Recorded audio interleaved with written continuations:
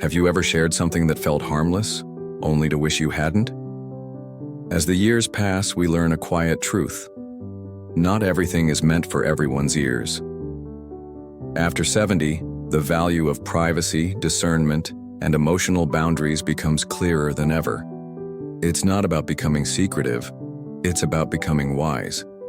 It's about protecting what matters, your peace of mind, your safety, and the story you've spent a lifetime writing. In this video, we're uncovering 9 things you should stop sharing freely after 70. Not because you have anything to hide, but because you've earned the right to protect what's sacred. These aren't rules, they're reminders. Gentle nudges from a place of experience meant to help you walk through this chapter with clarity and confidence. So stay with me to the end. You may start seeing everyday conversations in a new light, and perhaps even begin drawing new lines that bring more peace than you ever expected. Let's begin. Number 1, the full picture of your finances. It's one thing to talk about the price of groceries. It's another to share how much you've saved, how you invest, or what you plan to leave behind. After 70, your financial world should be handled with care, not just from outside threats, but even from familiar faces. Why? Because once people know the details of what you have, it can shift how they treat you. Some may see you as a source of help, others as a target. And even well-meaning loved ones might begin to expect things you never promised. Scammers often target older adults, but manipulation can also come quietly, from those who feel entitled. That's why the wisest elders keep money matters close, shared only with professionals and trusted individuals who need to know. Remember, privacy around finances isn't secrecy, it's stewardship, it's dignity. By 70, many of us have walked through the ups and downs of health, and talking about it can feel natural. But there's a big difference between speaking with a doctor or a trusted friend, and discussing your health in casual settings, or with acquaintances. Too often, when health issues become the main topic of conversation, people stop seeing you and start seeing a diagnosis. They assume you're fragile. They may treat you with pity instead of respect. Worse, they might offer advice you didn't ask for, or begin making decisions for you instead of with you. There's power in choosing what to share, and when to simply say, "I'm managing things the best I can," and leave it at that. Number 3, regrets from the past you've already made peace. With everyone has things they would do differently if given the chance, but constantly revisiting past regrets, especially with people who don't truly know your heart, can be more draining than healing. When you open up about mistakes, you expose something tender. And if the listener doesn't hold that with care, it can reinforce guilt instead of freeing you from it. They might even use your past to judge your present. You've made peace with your journey. That's enough. The right people will see your growth, not your stumbles. And the rest? They don't need the full story. You're not hiding your truth. You're simply choosing where it's safe to place it. Number 4, inheritance plans with those not involved legally. Wills, estates, who gets what and why. These conversations can get complicated fast, and emotions run high, even in the closest families. It might seem kind or transparent to share your inheritance plans with your children, siblings, or friends. But unless they are legally involved, this openness can lead to assumptions, pressure, jealousy, or even conflict. What if you change your mind later? What if life shifts? That early conversation could turn into resentment down the road. That's why wise elders keep these matters quiet, handled by attorneys, written clearly, and shared only when necessary. You're not avoiding the conversation. You're ensuring it happens at the right time, in the right way.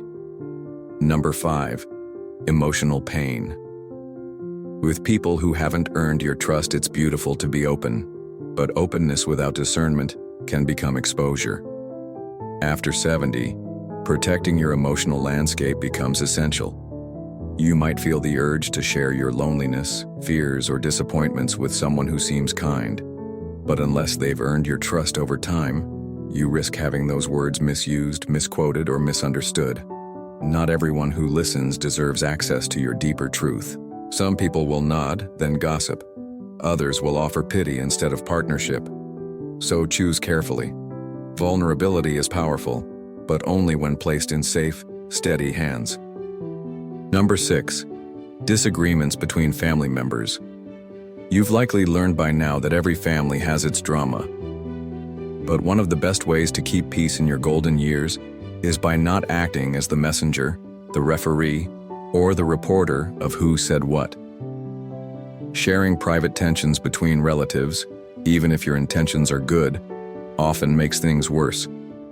Sides get chosen, words get twisted, and suddenly you're caught in the middle of something you never wanted to escalate.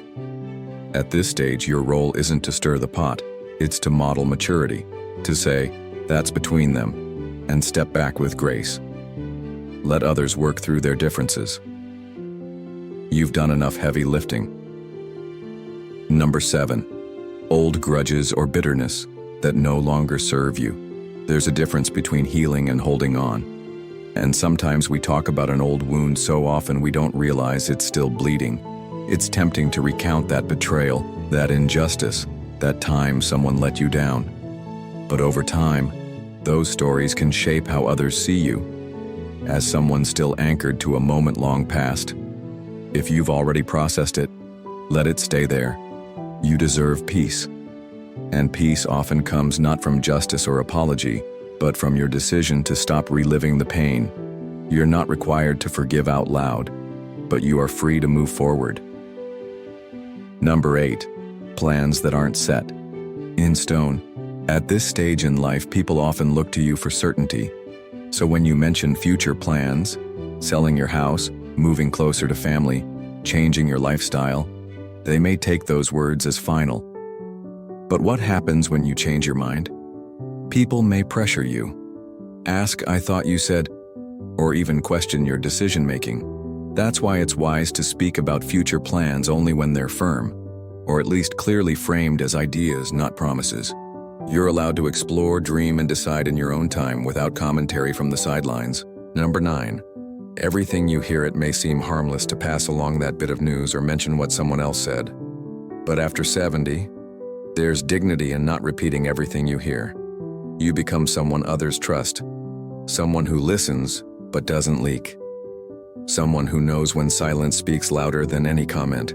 Whether it's gossip, rumors, or opinions, wisdom often lies in restraint. It's not about being quiet. It's about choosing which words are worth your breath. And sometimes the greatest power you hold is simply not saying what you could have. Closing words as, we grow older, we begin to understand something few talk about. That true peace is often found in what we don't say. You've lived through seasons of noise, pressure, and expectations. Now is the time to walk with clarity, not clutter, to speak from strength, not fear, and to choose your words and your silences with care. Each boundary you set is a gift you give yourself, a way to honor the life you've lived and protect the years still ahead. If this video resonated with you, please comment, "I choose peace" below. It lets me know you're still here. And if you haven't already, hit that subscribe button and turn on the bell so you don't miss future videos on wisdom, aging, and living fully. You've earned your voice. Use it wisely. And don't forget, what you don't share can be just as powerful as what you do. Until next time, take care and keep walking in wisdom.